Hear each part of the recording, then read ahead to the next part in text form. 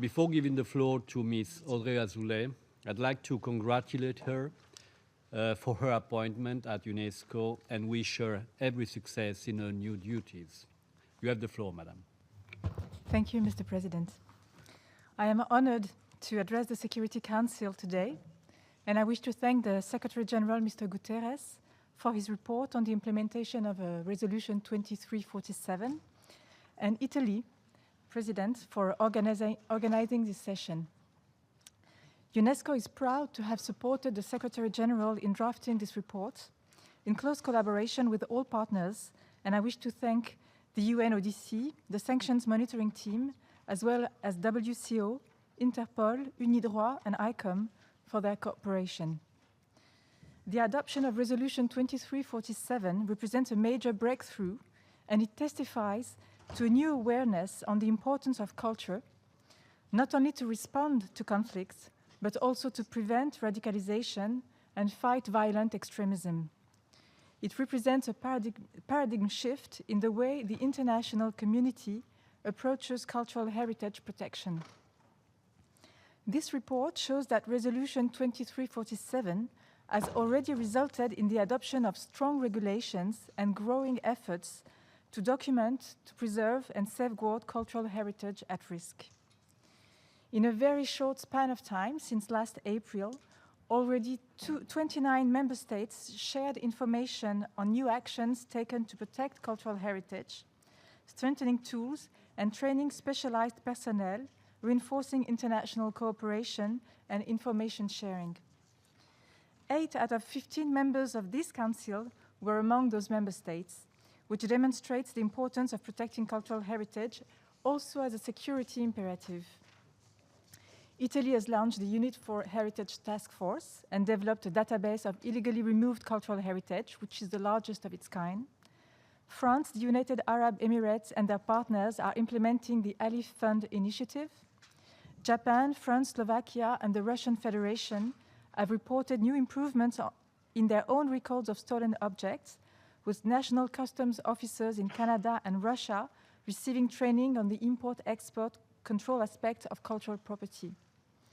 Uruguay reported on the creation of an international committee against illicit trafficking within the Mercosur last April, and Sweden established the Wildlife and Cultural Heritage Crime Unit within its national police. These are positive signals of deep change, but we need to do more. Out of the 82 UNESCO World Heritage Sites in the Arab region, 17 are on the list of World Heritage in danger due to armed conflicts. Over 100 cultural heritage sites across Iraq, more than 100 have been damaged. And all 6 Syrian World Heritage Sites have been severely affected, including Palmyra and the city of Aleppo, one of the oldest cities in the world, now reduced to rubble. To respond, we must step up our efforts in several key areas outlined in this implementation report. First, we must raise awareness about the resolution to strengthen its implementation by all member states.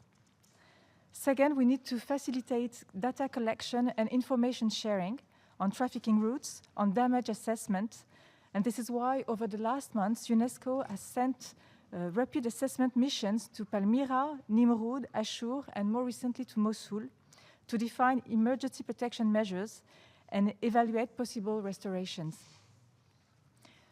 Third, we must train peacekeepers in the protection of cultural heritage and integrate this issue into peacekeeping mandates and missions. The successful example of the cooperation between UNESCO and the MINUSMA in Mali is a very encouraging step forward and can be taken as an example.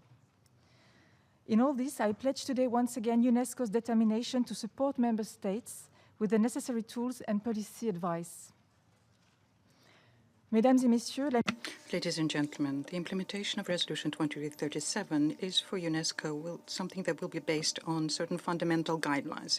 The first one that we shouldn't forget is the respect of the basic link which exists between cultural diversity and human rights. And the two are inextricably linked. Recent history shows that the enemies of human rights are also the enemies of diversity, and this is something that needs to guide our action. The second guideline, which is underscored in the report, is that there needs to be a holistic approach to heritage issues. The illicit trafficking, the destruction of sites, extremist propaganda, the revision of history. All of these are elements of a global strategy, and in order to combat that, the community of nations also has to approach it holistically. First, by strengthening our combat against the trafficking, which funds terrorism and their criminal activities. And this is the very meaning of the work we're doing with UNODC, WCO, Interpol, and of the meaning of our cooperation with the private sector, the auction houses and arts dealers. Secondly, by ensuring the protection of sites which are physical and historic reference points, which are of major importance for the identity of people and therefore for the capacity to live in peace. And thirdly, this is a fundamental dimension, but working very actively in education and value transmission, which are anchored in the history of this heritage and which are the tools for dialogue and prevention. When, for example, extremist propaganda states that Palmyra has to be destroyed because it's a symbol of Roman occupation and foreign to Syrian identity, everyone should be able to denounce this lie and know the history of the Palmyran identity, which was a crossroads of cultures. This is the role of museums, actors in education, of publishers, historians, scientists. They play a central role in this sharing of knowledge, and they're in the front line of combating this heinous propaganda and preventing the extremism. And that's why the work that's being done by UNESCO to protect the heritage is part of the global action to provide civic education and respect of the other. And we need to reach the young people through education, culture, education of the media, access to sciences, and this way we will be successful. This role is extremely topical in our educational cultural work. And let me underscore once again the determination of UNESCO to play its part within the United Nations toolkit. The recent examples are encouraging. We have the jurisprudence, for example, from the ICC, which condemned the destruction of Timbuktu mausoleums, which UNESCO helped rebuild together with the Malian people. I also welcome the ratification very recently by France and the United Kingdom of the second protocol to the Hague Convention of 1954.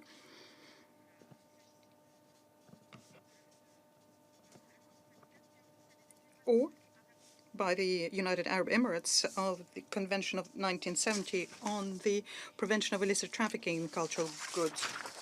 And these legal instruments need to be spread as widely as possible. We also have new digital technologies at our disposal. They provide us with a new possibility of disseminating knowledge about our heritage and the assessment of damage.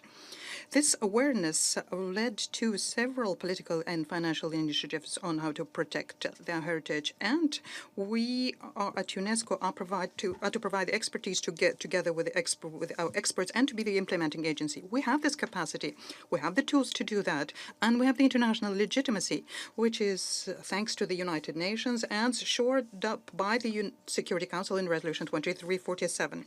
And I think by integrating this dimension of heritage protection in Security Council work, by giving the mandate on to peacekeeping operations, the Security Council participates in a global approach which protects the heritage but also promotes social cohesion, a sense of belonging, and the possibility to have socio-economic development once peace comes back. And this is the tool that I think we owe to those people which have been most hard hit by conflict. Thank you. Je remercie Madame. I thank Ms. Audrey Azoulay for her very